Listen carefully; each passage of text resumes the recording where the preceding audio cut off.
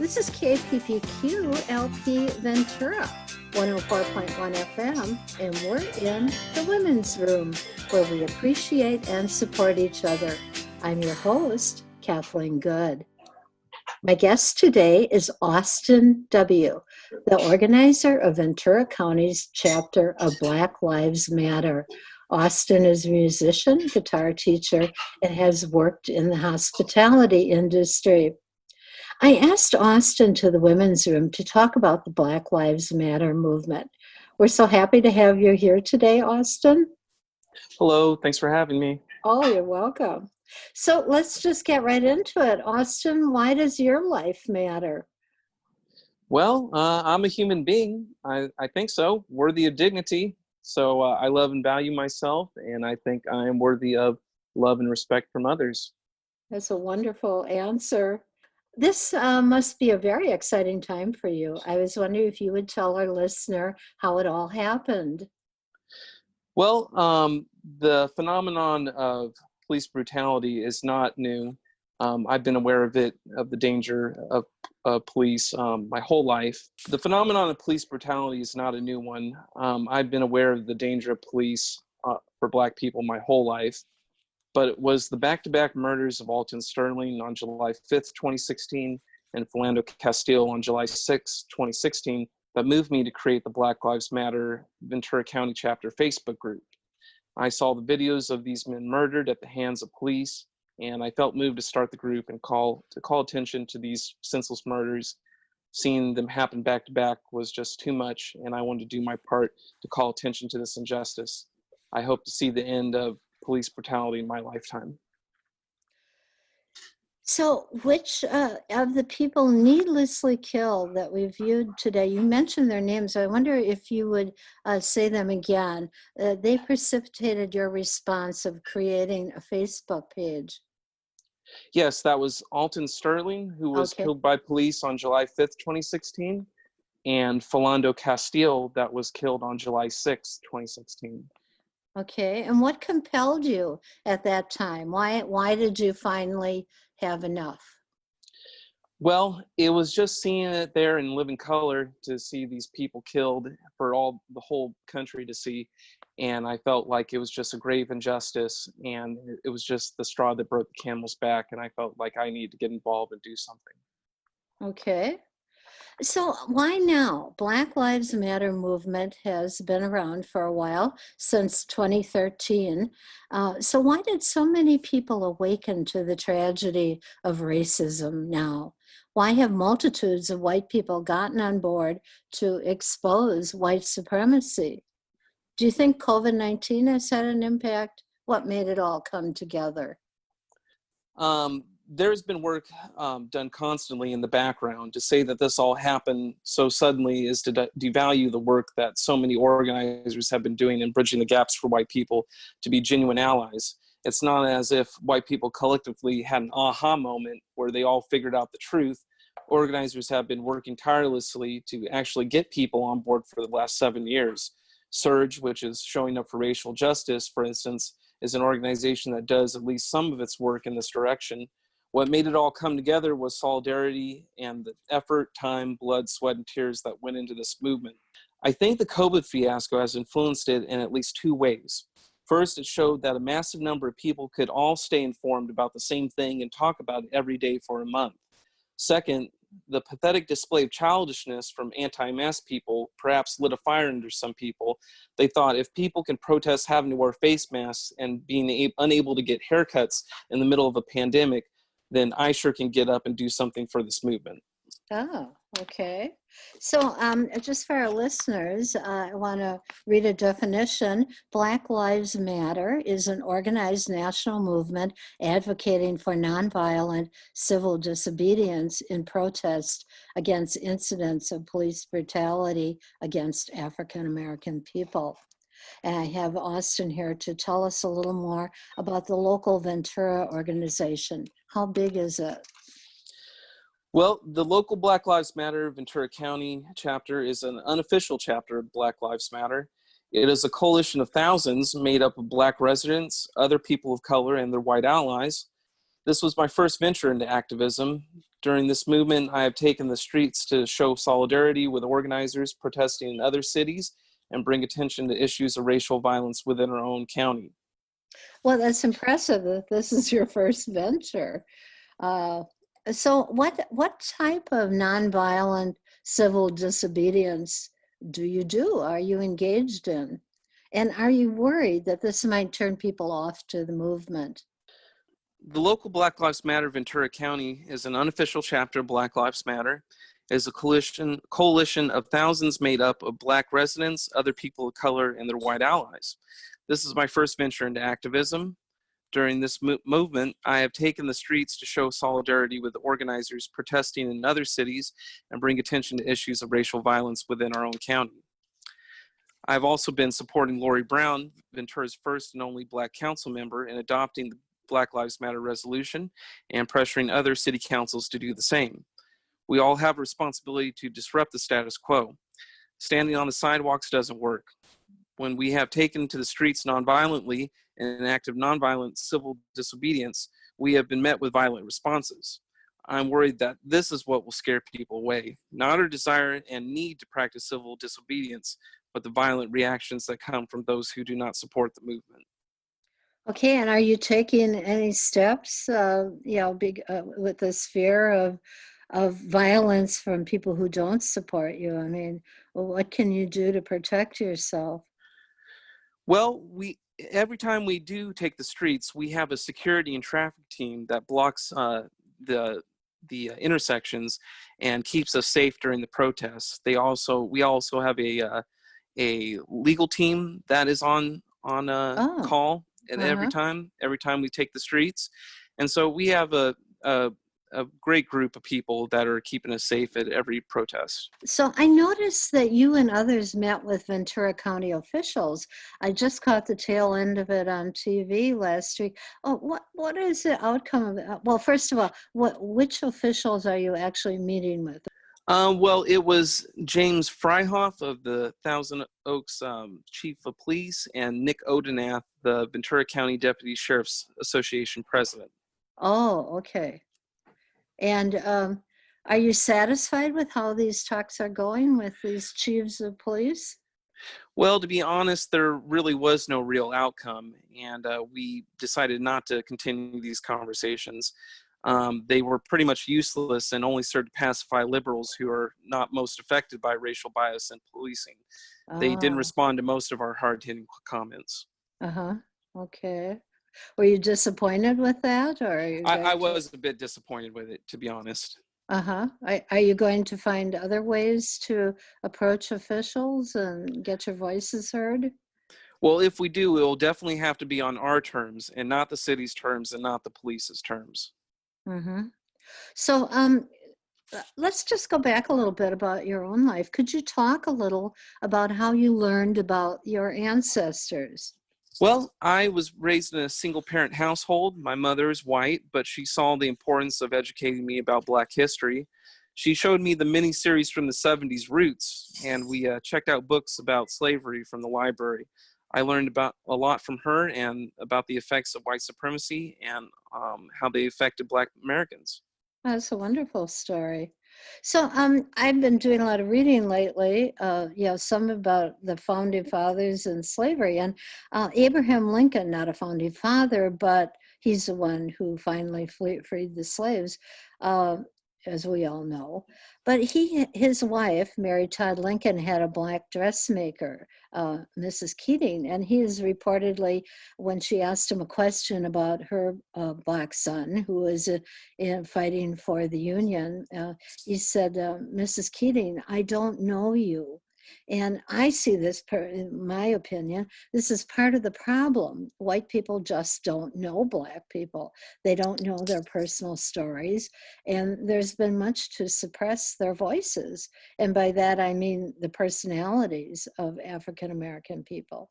And with that in mind, could you we get to know you a little better? What are some of your hopes and dreams? Well, I hope to see an end to white supremacy in my lifetime, Ah, first and foremost. And I hope to see a true equity and equality in our society. And so do you have any personal hopes? I mean, do you want to be sing at the Grand Ole Opry? I don't know what kind of music you sing. I'm going to ask you that next. But I mean, Okay. personally, what are your hopes and dreams? Well, I just hope to be a, a voice in this movement, even if it's a small voice. It's not all about me, but yes, I am a musician, and I hope to maybe get my music on a bigger platform, maybe on radio, and maybe tour the country with my music. Oh, wow. What type of music do you play? And do you sing? I do sing. I'm a singer-songwriter. My band is called Astral like astral projection, Astral Weather. It's Uh-huh. a mid-tempo folk rock influenced by Arthur Lee and Neil Young. Oh, so would that fit at the Grand Ole Opry? Maybe. Oh, There's a little bit of a country tinge to some of my stuff. uh-huh. Okay. So I'm just wondering, were doors closed to you because you're Black? And it was obvious that that's why they were closed. Well, growing up as one of the only Black kids in my school, I was really treated poorly by a lot of my classmates, and Oh, not included in their games and and other activities. And I just saw myself being discriminated against a lot. So that was kind of my experience uh-huh. with being Black growing up. Did your teachers do anything to try to alleviate that? Um, More often than not, my teachers were part of the problem, because when kids would say that I did something that I didn't do, they would just believe those kids, and get me in trouble. So, Oh, yeah, it was just hard. It was a yeah. hard childhood. Oh, wow. So, yeah, you've told us about your music. Who are your heroes when you were a child, and perhaps your heroes now? Well, they were greatly Black entertainers: Marvin Gaye, Stevie Wonder, Richard Pryor, the cast of In Living Color, to name a few. As I grew older, I learned about Frederick Douglass, Martin Luther King Jr., Malcolm X, James Baldwin, and so forth. Okay, and your heroes now. Martin Luther King Jr. was anticipating you might say that. What are your thoughts about him? What does he mean to you? This is KPPQ LP Ventura, 104.1 FM, and we're in the women's room of Black Lives Matter. Okay, and we're back, and you were just about to give us a quote from Martin Luther King. Would you go ahead with that?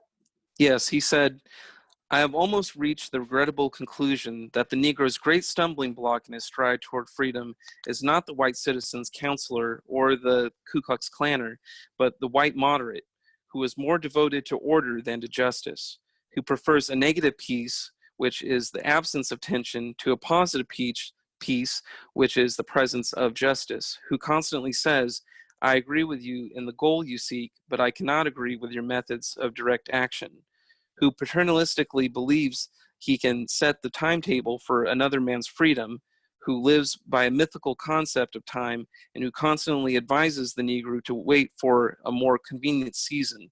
Shallow Oh, understand Yes, mm, shallow understanding from people of goodwill, shallow understanding from people of goodwill is more frustrating than absolute misunderstanding from people of ill will.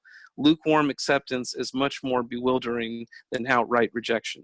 And that's from ah, Martin Luther King Jr.'s letter from a Birmingham jail. wow. So patience is not what we need now, No, it waiting for a isn't. better time. Have Definitely people not. said to you, why are you doing this now during a pandemic? Yeah, they have said that. And I say, well, no time but like the present. So, could you address how mass incarceration labor, where prisoners work in factories, is similar to slavery? I mean, I see it as they don't have freedom and they get paid a tiny bit of spending money, so they're essentially slaves that the factory owners profit from via the prison. If you're black, you're much more likely to be incarcerated than if you're white. Does that frighten you? Yes, it is frightening. Blacks are disproportionately jailed and imprisoned in this country. Um, Back on that subject, prison is just a newer form of slavery. The 13th Amendment loophole states that neither slavery nor involuntary servitude excuse me, the 13th Amendment loophole states neither slavery nor involuntary servitude, except as a punishment for crime whereof that party shall have been duly convicted, shall exist within the United States or any place subject to their jurisdiction. So this did not abolish slavery. This did not abolish slavery, but formally legalized certain forms of it. Okay, could you say all that in your own words for our listener? In other words, what did the 13th Amendment do? It said that you are not slaves except when, Yes, except when convicted of a crime. So that ah, was the loophole in the 13th Amendment. If you're convicted of a crime, you can now be a slave. ah. So is this the same for white prisoners? I mean, This is the they same have for to all work. prisoners. Oh, okay. But since there's such a disproportionate number of Black people incarcerated, it does seem to be a way to continue slavery. It certainly does. Yeah. Okay. I just wanted to go on to another topic. Misogyny and racism are basically using the same playbook. Would you agree with this? Could you speak to this idea that the same kind of prejudice, dislike, innate distaste for women is really the same that you suffer from racism? Yes, well, racism and misogyny are not simply feelings of dislike, and they're rooted in the same system of oppression. Women and gender nonconforming people are oppressed by patriarchy. Black people are oppressed by systemic racism, and Black women are oppressed by both. But the oppression is not simply racism plus sexism. Ah, okay. Yeah, to set misogyny and racism into a context that I was thinking of, the women's suffrage movement, women finally won the right for women to vote in 1920, right after the last pandemic we had 100 years ago in 1918 to 1919. There's just eerie similarities to today's Black Lives Movement, Black Lives Matter movement, where women leaders continue to press forward as the Black Lives Matter movement is also doing during the pandemic. So what are you doing to protect yourself from the pandemic while you push forward? And as you said, this is not why stop now. We can't stop now. No, we can't. But at every protest we have, everyone is wearing masks, Oh, and that's good. yeah, that's the greatest thing we can do to safeguard ourselves from the pandemic. Uh-huh. And do you socially distance at the same time? Wherever we can, yes, we do. Oh, okay, that's really good. The 1918 pandemic, which also was a time of great social change and civil unrest, as it is now during the COVID-19 pandemic, women eventually won the right to vote, but to get their cause noticed, they had to resort to civil disobedience. So also, much like the women's vote movement, leaders realized they had to enlist men to support him, to support them. Why do African American people need to enlist white people to help them to dismantle white male supremacy? Okay, can you repeat the question? Well, why do African American people need to enlist white people in order to dismantle white male supremacy? Just say in your Be- own words. well, because it's incumbent upon white people to dismantle white supremacy. They are part of it, and they need to end it on their terms. They constructed it, so would it would I can't see any other way that could happen. Can you talk to that? No, I can't see any other way it could happen either. White people are part of it. They need to end it. Well, and they need to, I would think, from my point of view, they would need to understand it more. And is that part of your mission? Yes. Well, I'll just say that white supremacy is the force that creates systemic racism in all sectors of our society. These systems empower white people by granting them elevated political and social status and allowing them to build generational wealth. Because whiteness comes with power, it is necessary that white people join the effort to dismantle the system that gives them unfair advantages while oppressing Black and Indigenous people of color. This might be hard to hear, but addressing white privilege is the very first step for those who want to be allies. So Advocates go ahead. I'm sorry.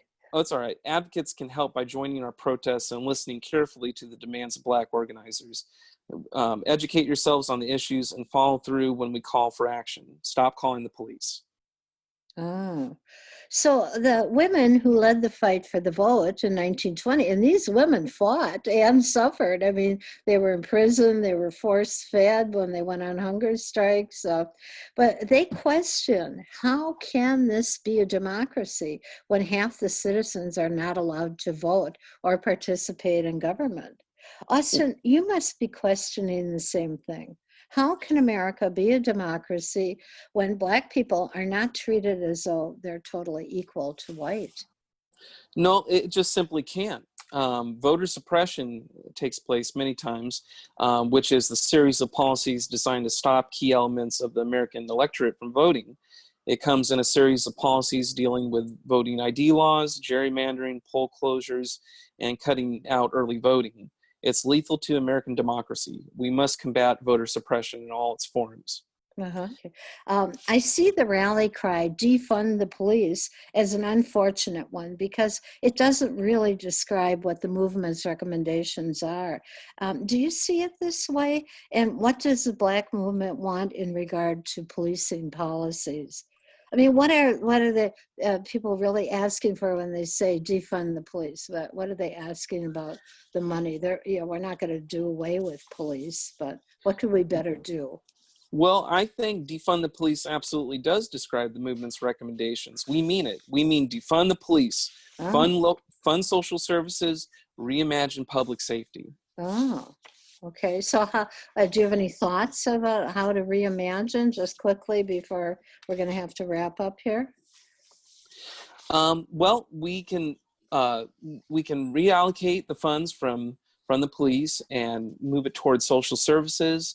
When we have social workers that are unarmed, responding to 911 calls when there's a mental health issue or an issue with the homeless, these social workers can arrive on the scene and be better equipped to deal with these issues.